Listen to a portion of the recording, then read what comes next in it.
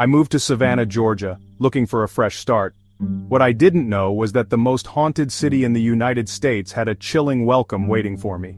The house was old, wooden floors that creaked with every step, high ceilings and large windows that let in the dim glow of the street lamps.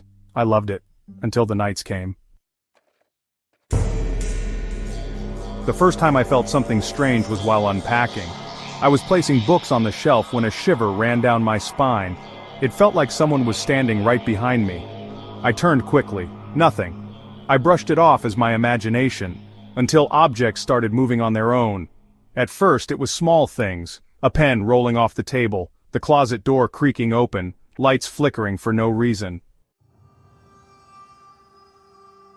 But the night my daughter told me about the sad lady, I knew something was terribly wrong. "Daddy, the lady is in my room again," she whispered. My blood ran cold. "What lady?" I asked, trying to sound calm. "The one who cries in the corner. She doesn't hurt me, but she says she needs help."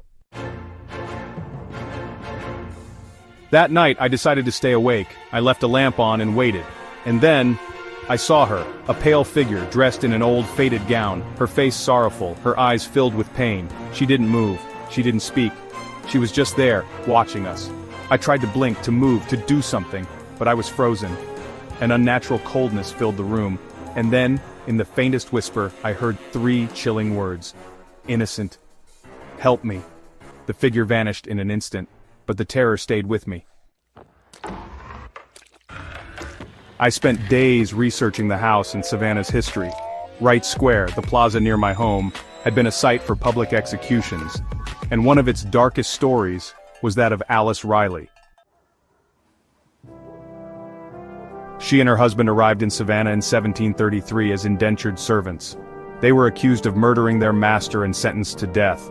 Her husband was executed immediately, but Alice was pregnant. They waited until she gave birth before hanging her in the square. People say her spirit never found peace, that she wanders the city, weeping, searching for justice for a crime she never committed. I became convinced that the woman my daughter saw was Alice Riley. I decided to try one last thing. I recorded audio in my daughter's room overnight. The next morning I listened with headphones. At first, there was nothing. Then the sound of my daughter shifting in bed. But at minute 3:47, I heard it. A soft, unmistakable whisper. I didn't do it.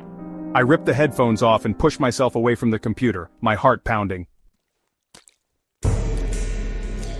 From that day forward, I left a candle burning in the window.